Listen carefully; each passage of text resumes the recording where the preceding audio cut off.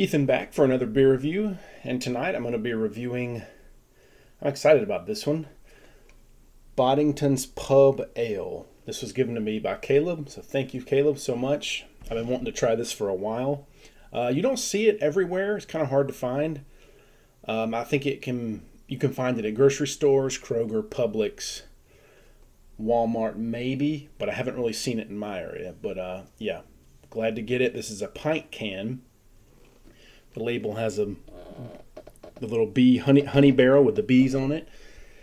It's a 4.7%, or is it 4.8? 4.7, I believe, ale, brewed by AB Inbev, product of Britain, imported by Import Brands Alliance, St. Louis. So they ship it over to Anheuser-Busch InBev from the UK. This gets a 74 on Beer Advocate. An okay score. It has the little, it has the nitro widget in it. You can hear it, the nitrogen capsule or ball in there. Let's go ahead and get a pour on this. Very highly charged.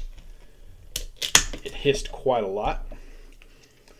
I saw Brian the Beer Snob actually he just reviewed this, and he liked it a little bit, but he said it had a little fingernail polish note, like how fingernail polish smells. He said that's how it tasted. So we'll see if I get that. Let's go ahead and get a pour with that. All right, it's pouring a orange juicy kind of color, kind of a hazy, dark orange, darker than apple juice, very hazy. I see the nitrogen widget kind of generated some haziness at the top with some tiny ascending bubbles. Very minimal head for 4.7%. And on Beer Advocate, I'm seeing that the Boddingtons Pub Ale is a higher ABV version of Boddingtons Bitter. Boddingtons Bitter, brewed for export markets.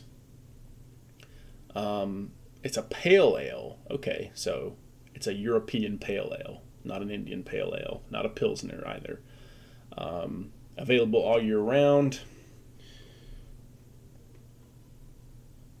Says serve at 41 degrees Fahrenheit, which it probably is. The fridge is probably about 38, 39, and it's probably warmed up a little bit since I've had it out. Carefully open can, pour contents into a glass. Wait and watch the head settle on a perfect glass of Boddington's Pub Ale. Warning, this can contains a pressurized insert. Do not tamper even when empty. Okay. Let's go ahead and let's get a nose first on that. Okay, I'm getting a little Euro hop note, maybe like a Heineken or a Stella. Maybe I'm getting some of that fingernail polish, paint thinner kind of smell. Interesting aroma, kind of faint though. Very creamy head sticking to the glass. Very nice appearance.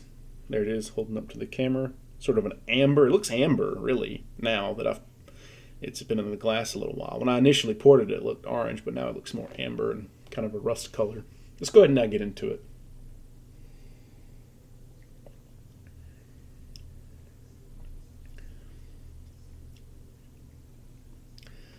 You get a little bready, sour bread note. Little hop, but pretty light, not real bitter.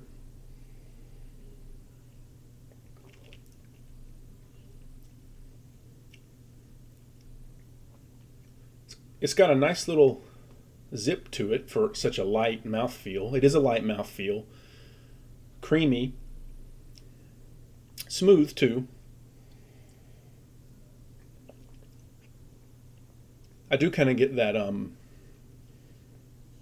what Brian, the beer snob, was talking about, kind of a the nail polish note, but it's not a bad. It's just different. It's kind of like a hop. It kind of tastes like a Heineken, a little skunkiness maybe, but a hop skunk, not like a spoiled skunk. It's not bad. It does taste very Euro lager, very European. They like their little hop note.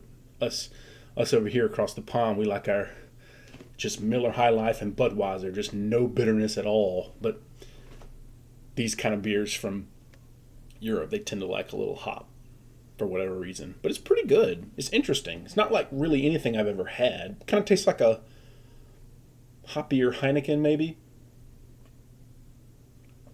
I believe a Heineken's a Pilsner, though. Pretty good. Light to medium mouthfeel. Pretty good flavor. Nice, kind of robust flavor for 4.7% alcohol, you know. It doesn't, it's not watery, but it's certainly light. I know in the show Friends, a character, Joey, he mentions this in an episode. They go to England, they go to London for an episode, and he mentions Boddingtons, like, oh, that beer in England was so good, I'm going to go get me one. I think they were serving it at a bar in New York where they were. But yeah, they mentioned that in Friends. That's the only place I'd ever really heard of it. There's a few other reviews for it on YouTube. Like I said, Brian the Beer Snob, Louisiana Beer Reviews, he's reviewed it. I watched both their reviews. But yeah, haven't had this before. First time trying it. It's interesting. Established 1778.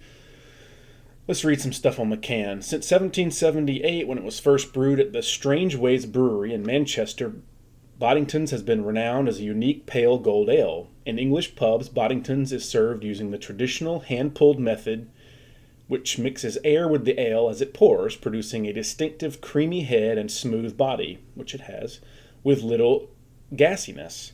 Ordinary packaged ale cannot match this quality, but the new draft flow system does. By releasing millions of tiny bubbles when opened, draft flow cans give the creamy head and authentic fresh taste of Boddington's Pub Ale. The draft flow system employs a small recyclable device which floats in the ale.